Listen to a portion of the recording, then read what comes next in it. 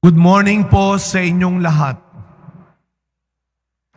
Kahapon ho kami ni Father June ay papunta sa isang misa sa may Pasay. Alam namin Biyernes, umulan pa, medyo matraffic. Kaya ang ginawa ho ng aming driver ay sa looban kami dumaan. Inaakala na mas maluwag. Abay nagulat ho kami, traffic pa rin. Ang bagal ng usad ng sasakyan. Sabi ko, ano kaya ang meron? Baka nagkabanggaan. As usual, dahil ilang araw na lang, kaya ang ating mga kapitbahay ay nag-iikot ng tunay para humingi ng ating tiwala. Sa Lunes, alam ho natin, pipili tayo. Magdidesisyon tayo. Parang napakaganda naman ng ating pagdiriwang ngayong umaga. 2 araw bago dumating ang isang mahalagang pagpili at pagdidesisyon. Napakaganda ng ebanghelyo natin ngayon. Si Kristo ay pumili rin ang ating Panginoon bilang taong totoo. Naging taong totoo si Kristo. Siya ay kagaya nating nakaranas magdesisyon, pumili. At ano ang binibigay niyang halimbawa sa atin ngayon?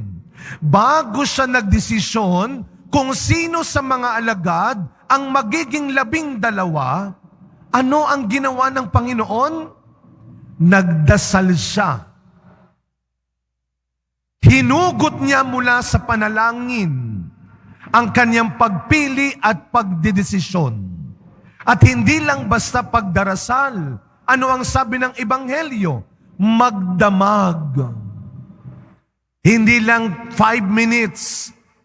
Dadaan ka lang, magkukrus ka lang, nagdasal ka na. Wow!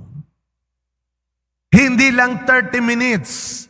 Hahanap ka ng ibang simbahan, ng ibang paring, 30 minutes lang magmisa. Hindi lang 1 oras. Hindi lang once a week. Ang ibinigay ni Kristo sa pagdarasal, magdamag. Ganoon niya pinanghawakan ang kapangyarihan ng panalangin. Sa pagdarasal, alam natin, hindi lang tayo ang kumikilos. Sa pagdarasal, ang Espiritu Santo ang siyang kumikilos sa atin. Tinuturuan tayong makinig. Tinutulungan tayong magsalita. Kaya ito ang sana wag nating kalilimutan. Hindi ko alam kung ikaw ngayon ay nasa isang punto ng buhay na kailangan mong pumili. Na ikaw ay kailangan magdesisyon na. Hindi pwedeng lahat sa'yo. Hindi pwedeng lahat ikaw. Pumili ka. Huwag kang gaya-gaya lang. Hindi kung sino lang ang matunog. Hindi kung sino lang ang sikat. Hindi kung sino lang ang kilala mo. Hindi kung sino lang ang pinagkakautangan mo ng loob. Pumili ka. Magdesisyon ka. Huwag kang uto-uto. Huwag kang gaya-gaya. At hindi lang ito tungkol sa Lunes. Araw-araw. Nagdidesisyon tayo. Pinapipili tayo ng Diyos. Ngayong araw na ito, anong pipiliin mo? Yang maling ginagawa? Yang masamang binabalak? Yang ginagaya mong masama? Magkaroon ka lang? Guminawa ka lang? Pumili ka. Magpapakawawa ka na naman. Magpapakauto-uto ka na naman. Pumili ka. Malulungkot ka lang. Maiinggit ka lang.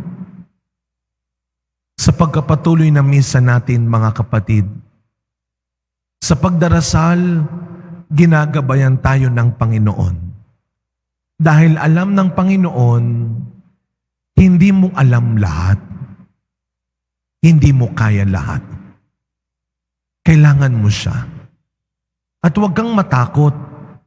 Pag ikaw man ay nagkamali sa iyong pinili, nagkamali sa iyong desisyon, basta matuto ka lang, pwede ka ulit magsimula. Nawa, sa pamamagitan ng halimbawa ng ating Panginoon, huwag nating kalilimutan ang pinakamahalagang paraan ay ang pagdarasal pa rin. More prayer, more power. Amen.